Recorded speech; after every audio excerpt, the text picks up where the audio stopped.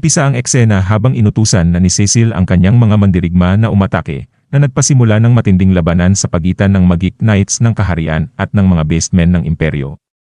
At mula sa malayo, nagkomento si Harley sa laban at tinanong si Deadshot para sa kanyang opinyon. Napansin ni Deadshot na pantay ang lakas ng mga puwersa, ngunit dahil sinasalakay ng isa pang grupo ang kastilyo, malinaw kung sino ang may kalamangan. At naalala niya ang kanyang karanasan sa militar at ipinaliwanag ang disiplina ng Imperial Forces. Pinag-usapan naman ni Deadshot at Peacemaker ang kanilang limitadong oras, 30 oras na lamang, para makabuo ng plano, na napansin ang malakas na commander ng kaaway. At isang bagong karakter na nga ang tumuligsa sa ideya na kayang talunin ng mga puwersa ng kaaway ang kanyang alagad. Lipat ang eksena habang papalapit si Cecil sa kulungan, subalit, binato siya ni Deadshot ng bato para pigilan at agad ding lumitaw ang Suicide Squad, at ang mga halimaw naman ay sumisigaw sa grupo ni Cecil sa kanilang wika. Napansin naman ni Clayface na ang eksaktong kabalyero na humuli sa kanila ay naroon. At habang naalala ni Harley ang lalaki na may magarang ayos ng buhok ay agad nila itong pinagtawanan ni Deadshot. Agad nagalit si Cecil at inatak si Harley, ngunit hinarang ni King Shark at kinain ang espada ni Cecil. Tinawag ni Cecil pabalik ang kanyang espada mula sa tiyan ni King Shark at mabilis din na gumaling naman ito. At nang magsisimula na sana si Deadshot ng labanan, dumating si Rick at sinabing may ideya siya na dapat hayaan siyang humawak ng sitwasyon upang hindi masayang ang oras nila. Nagsimula si Rick na kausapin si Cecil sa kanilang wika na ikinamangha ni Harley. Ipinaliwanag ni Rick na natutunan niya ang kaunting wika mula sa ibang bilanggo. Ngunit, sa kabila ng pagsisikap, nagalit si Cecil. At sinabi ni Deadshot kung tiyak ba ni Rick ang kanyang sinasabi dito, habang ipinapayo naman ni Clayface na baka hindi dapat subukang makipag-usap gamit ang kaalaman mula sa ibang bilanggo. Sa huli, naalala ni Cecil ang sinabi ng prinsesa tungkol sa pakikipag-usap sa grupo ni Harley para mapabilis ang pagtatapos ng digmaan, kaya agad na ibinalik niya ang kanyang espada sa kanyang baywang at pinayagan silang sumama. Pagkatapos, dinala na nga ang squad sa kastilyo na nakatali. At nagrereklamo si Harley sa kanilang pagtrato habang namamangha sa malaking lugar. Napansin ni Deadshot na parang eksena sa isang mamahaling pelikula ang kanilang kinaroroonan. Pagkatapos, ipinakilala ng mga tao ang reyna na nagsagawa ng mahika upang maunawaan ng squad ang kanilang wika. Natuwa naman si Harley na naiintindihan na nila ang reyna dahil sa spell, agad na nagpasalamat si Rick sa reyna sa pagpayag na makaharap sila. Subalit, sinabi ng reyna na sila'y mga bilanggo at walang karapatang humiling. Agad na humingi ng paumanhin si Rick para sa kanilang asal sa kulungan at ibinahagi ang mahalagang impormasyon na ang mga bagong opisyal ng imperyo ay mula sa ibang mundo, tulad nila. Nagtaka ang mga tao sa gilid ng reyna tungkol sa sinasabi ni Rick tungkol sa ibang mundo. Ipinaliwanag ni Rick na ang mga opisyal mula sa ibang mundo ay delikado. Sinabi ni Harley na ito ang dahilan kung bakit hindi sila mga lehitimong sundalo. Habang napagtanto ni Deadshot na ang unang grupo na dinala ay isa ring Suicide Squad na lumipat sa imperyo. Agad itinutok ng mga mandirigma ang kanilang mga espada sa squad. Subalit, nag-alok si Peacemaker na lumaban para itama ang kanilang mga pagkakamali, na sinang-ayunan ng reyna. Muling nagsagawa ng mahika ang reyna, ngunit para itali muli si Rick. Nagprotesta si Cecil sa desisyon ng reyna, ngunit pinatigil siya nito, sinasabing sa kanya mismo, nagsimula ng ideya na ito na nagpatahimik na lang kay Cecil. Samantala dinala na si Rick pabalik sa kulungan habang natira ang iba. Nagpaalam sina Harley at Deadshot kay Rick na nagbabala na siya lamang ang may alam kung nasaan ang gate. Nang magtanong si Deadshot ng susunod na gagawin, humiling si Harley ng pagkain at ang pagbabalik ng kanilang mga kagamitan.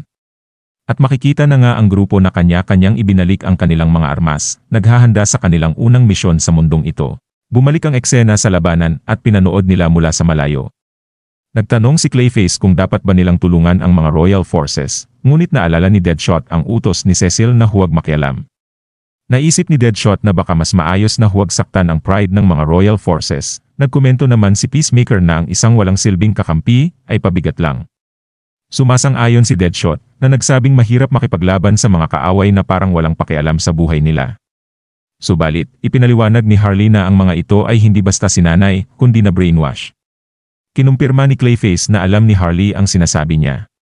Na nagpaisip kay Deadshot na ang brainwashing sa mga hayop at ang paggamit nito dito ay pamilyar na taktika sa kanya. Agad pinangunahan ni Deadshot ang squad na nagsasabing kilala niya ang commander ng mga kalaban at makikinig ito sa kanya. Nagtanong si Harley kung kaibigan ba ito ni Deadshot, na inamin niyang marami na niyang beses na nailigtas ang buhay nito.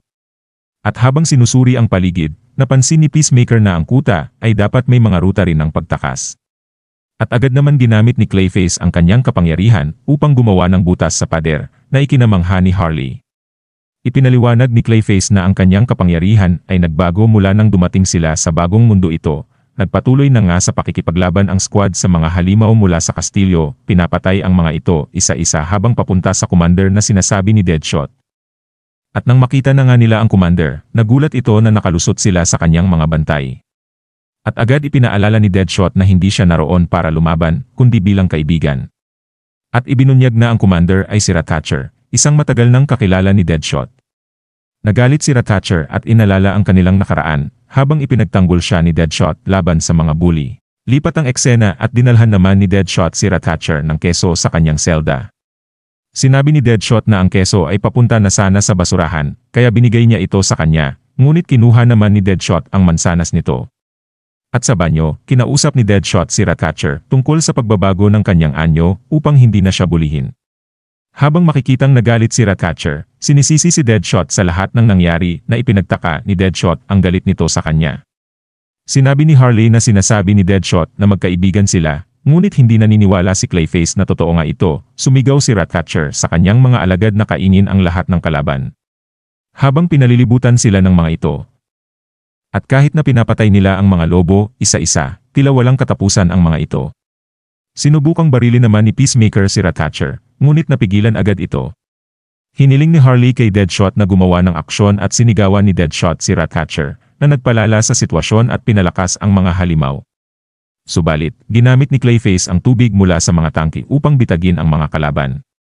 Nang magkaroon ng pagkakataon si Peacemaker na barilin si Ratcatcher, bigla namang dumating si Katana at sinagip si Ratcatcher na nagpataka sa kanila. Samantala, nagsimula ng gumuho ang kastilyo na ikinagulat ni Cecil. Sinabi ni Clayface sa squad na maaaring nasobrahan sila sa ginawa nila. Kinausap ni Cecil ang squad na pinagsabihan sila na huwag makialam. Ipinaliwanag ni Deadshot na tinutulungan lang nila sila dahil nahihirapan na ang mga Royal Forces. Sinabi ni Cecil na ang kuta ay dating pag-aari ng kanilang sinaunang kaharian at balak nilang bawiin ito. Tumugon si Deadshot na kahit papaano ay nakuha naman na nila ito pabalik. At habang umaalis ang squad, nagbiro si Harley na kailangan niya ng pahinga, na ikinainis naman ni Cecil. Samantala, sa kastilyo, pinanood naman ng mga tao sa monitor ang nangyari sa labanan. At pinuri nila ang plano ng Reyna na nagpataboy sa mga puwersa ng imperyo.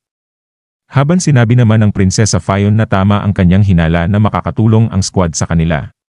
Samantala, kinausap naman ni Katana si Ratcatcher, na nagpahayag ng kanyang plano na pabagsakin si Deadshot at ang kanyang mga kaibigan, at patunayan kung ano talaga ang kaya niyang gawin. At dito na po natatapos ang yugtong ito. Maraming salamat po. Mag-like at subscribe para sa susunod na kabanata. Hanggang sa muli.